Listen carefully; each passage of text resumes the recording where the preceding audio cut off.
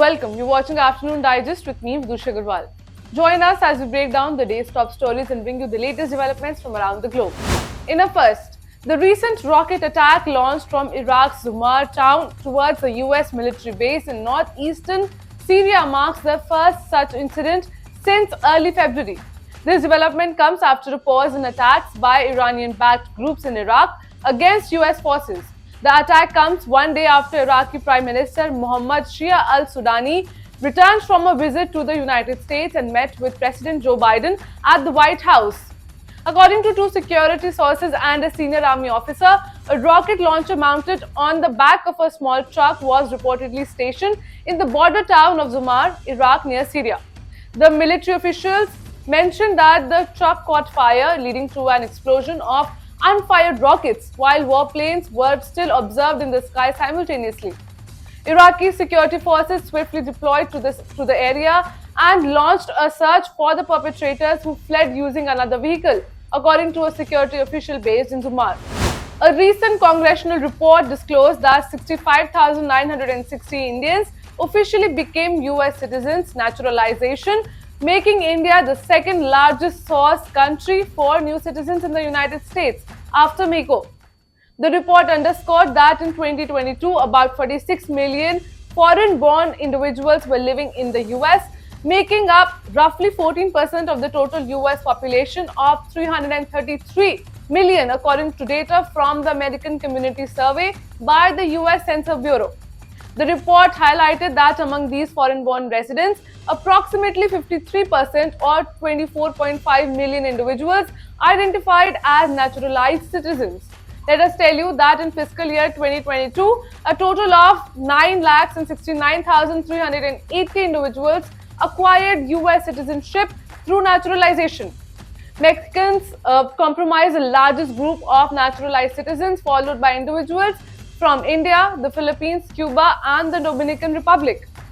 The CRS report indicated that 42% of India-born foreign nationals residing in the US are currently ineligible for US citizenship. As of 2023, approximately 290,000 India-born individuals with green cards or legal permanent residency status were potentially eligible for naturalization. खानदानी लुटेरों की कोशिश होगी बेकार, फिर एक बार मोदी सरकार। शिक्षा देश का गौरव है और RKDF यूनिवर्सिटी शिक्षा का उद्यम है।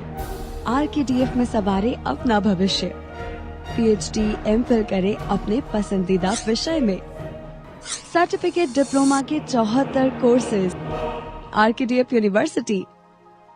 The ministry offices in Luton's Delhi, Hotel Janpath, as well as airport terminals. Granite Studio India, with its prestigious brands, rich experience, and the trust of our clients, can be your reliable partner.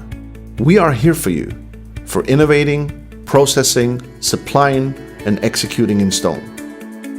Contact us today for our special sample kit. A day after Turkish President Recep Tayyip Erdogan urged Palestinians to unite against Israel, the Jewish nation's foreign minister slammed the Turkish leader's decision to publicize his latest meeting with the head of Hamas's Politburo. Now, Israel's Foreign Affairs Minister Israel Katz criticized Turkish President Recep Tayyip Erdogan for meeting with Hamas's Ismail Haniyeh, urging Erdogan to be ashamed of himself. Hamas is designated as a terrorist organization by multiple countries, including Israel and the United States. While Turkish President Recep Tayyip Erdogan held talks with Hamas's Ismail Haniyeh and Egypt's Foreign Minister Sameh Shoukry to discuss that escalating tensions in the West Asia region. The meeting held in Istanbul emphasized the importance of de-escalating the situation and prompting peace in the region.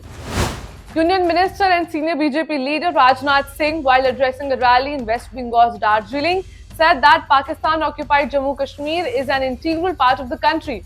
The minister suggested that with the progress happening in India, the people of POJK may soon seek to integrate with India and be recognized internationally as part of the country. The minister's remarks at the Darjeeling rally elicited enthusiastic cheers from the crowd, especially as the BJP-nominated sitting MP Raju Bista for the ongoing Lok Sabha elections in 2024. He also mentioned that India was taking joint strides in the defense sector, maintaining that the country is fast turning into a defense equipment exporting nation from that of an importer. Now, Singh's recent statement underscores his belief that the trajectory of development in Jammu and Kashmir suggests people of POJK may feel that Pakistan lacks the capability to lead them towards progress and only PM Narendra Modi can do so. Muslim intellectuals on April 21 praised Prime Minister Narendra Modi's 10-year tenure, noting that the country has witnessed comprehensive development without religious bias. They expressed confidence in Modi's leadership, citing his efforts as in enhancing India's global standing.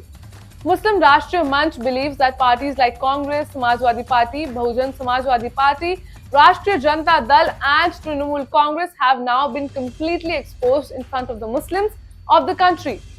Now, Muslim intellectuals perceive PM Modi's efforts as directed towards establishing a peaceful, inclusive and prosperous India devoid of riots, hunger, religious animosity and illiteracy. They envision a nation marked by education, progress and overall development under his leadership. According to them, PM Modi laid the foundation of an India that the world will know. It shows that we were, are and will always be Indians. No one can break our unity and integrity, they added. Meanwhile, Lok Sabha elections in 2024 are at their peak. That's all for the afternoon updates. We look forward to bringing you more insightful updates tomorrow. Until then, download the app and keep watching Rhythm.